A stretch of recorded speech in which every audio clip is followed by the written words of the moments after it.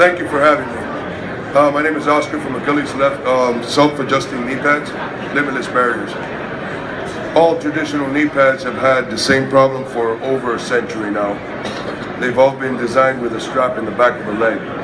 It restricts circulation. It also falls out of place. It sweats, very uncomfortable, bunches up. I've been having this on for the last 30 minutes to get here. Driving me crazy, so let me just take them off. See, sweat. Anyway, I've developed self-adjusting knee pads, which is a hard shell. They're flexible. They have a gel insert. They have 4 nickel-plated looping hooks that swivel, and it's a one-size-fits-all. It's eliminated the problem with the binding, as you can tell, obviously. The sweat's gone, and they never fall out of place. No matter what you do, when you're ready to hit the ground, they're always there, ready to protect you. Wow. So he nailed the landing. That's pretty good. No, it always nails the landing. I put my weight on it because I'm 100% sure. It's really easy. It clips on the belt, aligned straight like a tendon to the muscle, so it's Achilles, but not spelt the same. And it goes in underneath the arch of the foot. We've recently already have it in mass production. We are currently retailing in 8 states. Pretty good. And what do you retail it for? Well, it retails for $39.99. And how does that compare to a good pair of the other crappy knee pads? They're the crappy knee pads are different. These right here, as you can see, look like these, but not quite. The padding area is inferior, so I made a bigger padding area, added the gel inserts, put a little bit of hardware. It's the expensive ones can be anywhere from $59.99, and you can get a cheap pair for $9.99. Okay. But no gel. But you feel it. Right, but yeah, so the user sees the value instantly, and we've been getting more so the reorders. It's the important. That means that the consumers do like it. Best of all, we've been in business for maybe a year and a little bit more, about a year. We've sold thousands already, but it's been word of mouth. Great. We took them to the retail stores, some Aces, True Values, independently owned, Do It Best, Tile Supplies. We've got it selling even in gas stations. Who would have thought that?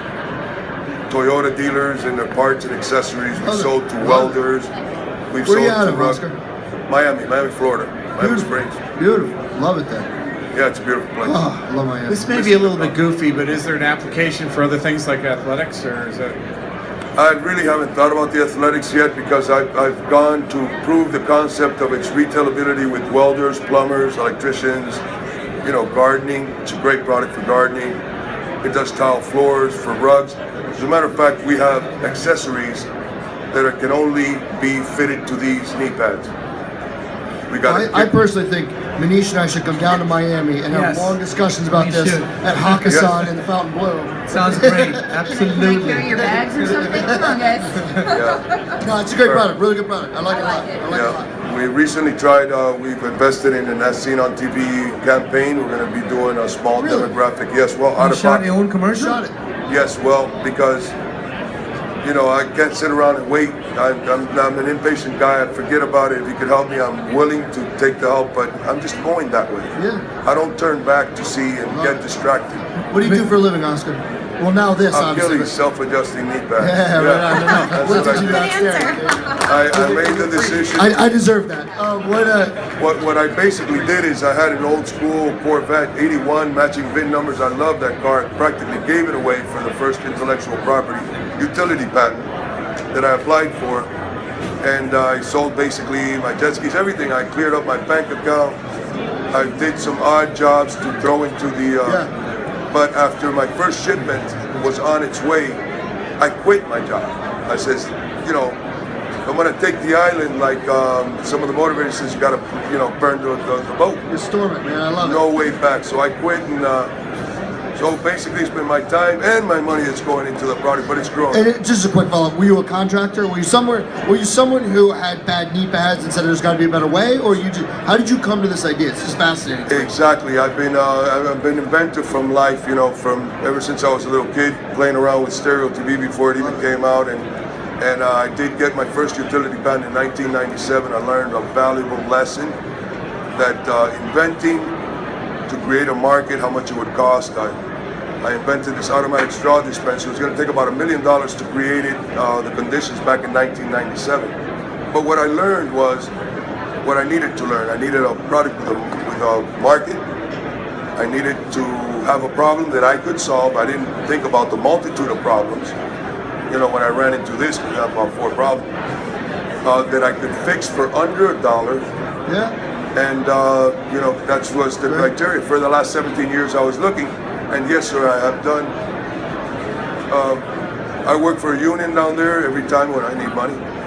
We do these conventions. I set up these conventions. Yeah. We run the rugs. Now you're working them. I've done, All right, that's time. Good words of advice to other inventors too. Thank you. Hey, and just to plug another great program for inventors, you sound like a perfect candidate for Make 48. So you should, if the Make 48 team is around here, find this guy to apply for your next season, season 2, or your upcoming events. Yes. Really great. All right, Sand Dancer, you can get set up now.